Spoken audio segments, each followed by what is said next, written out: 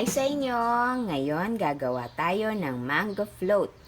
Ang mga ingredients ay crushed Grayham Crackers, all-purpose cream, condensed milk, at mangoes. Umpisahan na natin. Sa isang bowl, pagsamahin lamang ang all-purpose cream,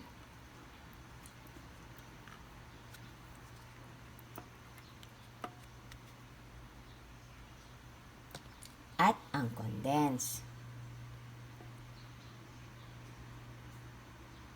At i-mix hanggang maging pantay ang kanyang texture.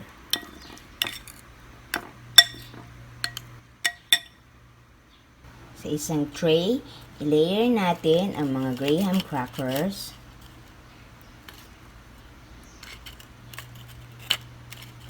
Saka natin lagyan ng milk mixture.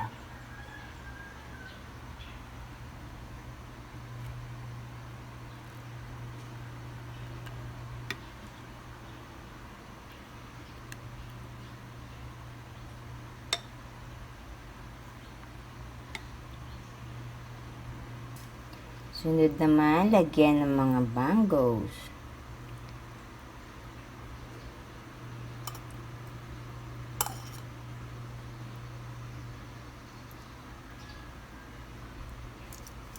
Ibudan ng crushed Grayham.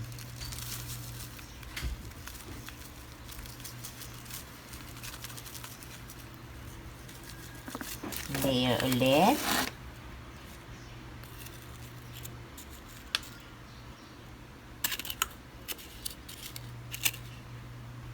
Milk mixture.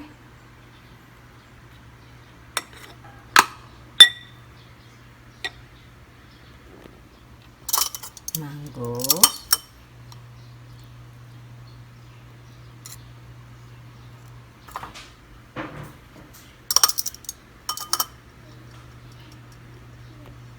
Crushed Grayham. Ulitin lang po hanggang maubos nyo ang inyong mixture.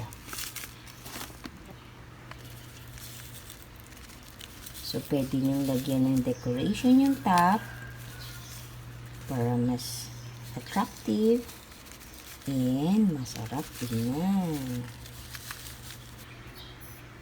Tamang-tama to sa Pasko.